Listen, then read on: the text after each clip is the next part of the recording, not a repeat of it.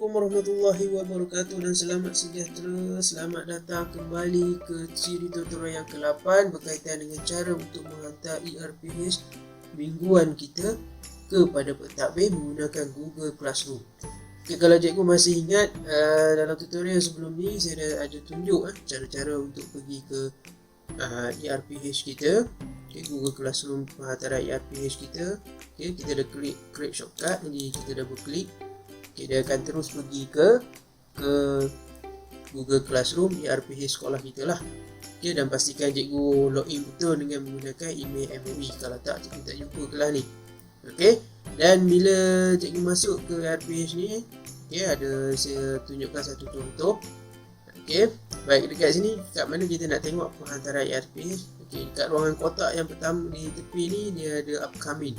Okay, due tomorrow. Okay, cubaan hantar eRPH. Okay, ada satu tugasan yang perlu dilaksanakan penghantaran eRPH. Cikgu boleh klik pada cubaan hantar eRPH ni. Okay. Okay, kemudian apa yang cikgu kena buat seterusnya?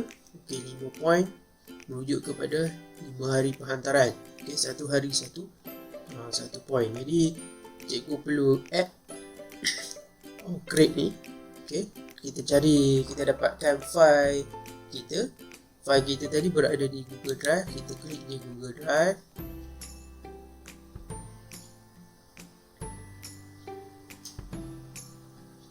Okay, My Drive.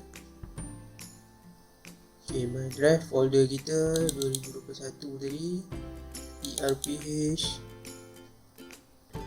Okay, folder kita folder 13. Kita cari cubaan minggu 1. Okay, cubaan minggu 1, cikgu Syaril, insert.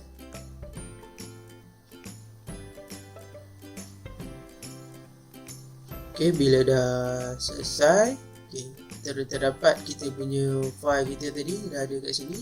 Kemudian apa yang perlu kita buat, kita kena turn in. Okay, turn in sekali lagi.